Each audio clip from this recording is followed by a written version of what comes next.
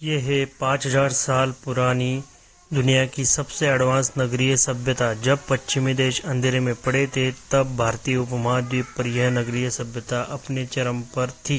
यह अपनी समकालीन सभ्यता प्राचीन इजिप्ट, मेसोपोटामिया, चीन के साथ थी और इन्हीं सभ्यताओं के साथ में इनका व्यापार भी चलता था।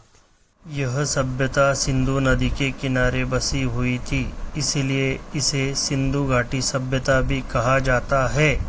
यह सभ्यता पश्चिम में बलूचिस्तान के मकरान तट से लेकर पूरब में उत्तर प्रदेश के आलमगीरपुर तक और उत्तर में जम्मू कश्मीर के मांडा से लेकर दक्षिण में महाराष्ट्र के दयामाबाद तक फैली हुई थी।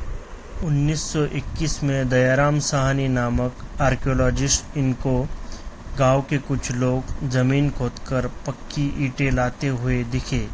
तभी इन्होंने वहां पे एक्सकवेशन किया, जमीन खोदकर देखा तो अपने टीम के साथ जमीन खोदी तो उन्हें वहां पर पूरा हड़प्पा शहर दिखाई दिया।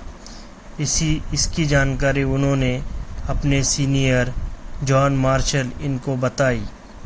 इसी के एक साल बाद 1922 में आर.डी. बैनर्जी इन्होंने एक नए शहर मोहनजोदड़ो की खोज की।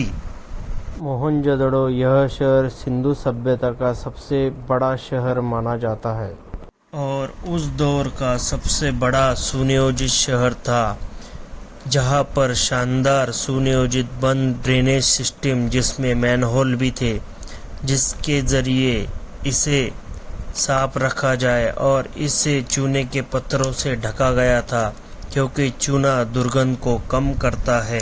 यहाँ पर सुनियोजित मार्केट था जिसमें नील से लेकर मसालों तक का व्यापार होता था। यहाँ पर वस्तु विनिमय का व्यापार होता था। सिंधु सभ्यता का व्यापार मेसोपोटामिया और प्राचीन इजिप्ट से भी होता था।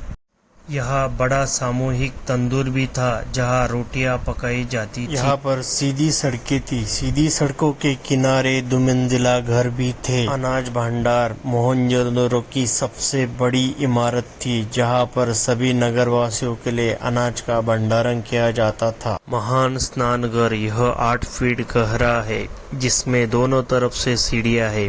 इसकी दीवारों पर ईंटों के साथ ब्यूटिमन, नेचुरल टार और जिप्सम लगाया गया है जो इसे जलरोधी बनाता है। ग्रेट बाथ में परिष्कृत जल निकास प्रणाली है जिससे स्वच्छता बनाए रखी जाती है। यह प्रीस्ट किंग की मूर्ति है जिसने कंधे पर प्रिंटेड शाल ली है और इसकी दाढ़ी है, सर पर बैंड भी पहनी है और कंधे पर भी एक पत्थरनुमा बैंड पहनी है।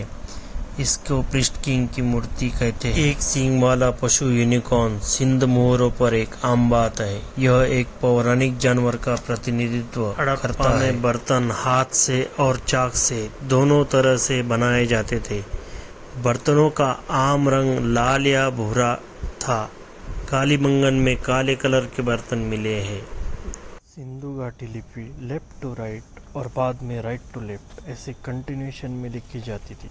इसे बोस्ट्रोफिडॉन लिखना कहते हैं। प्राचीन ग्रीक लैंग्वेज भी ऐसे ही लिखी जाती थी।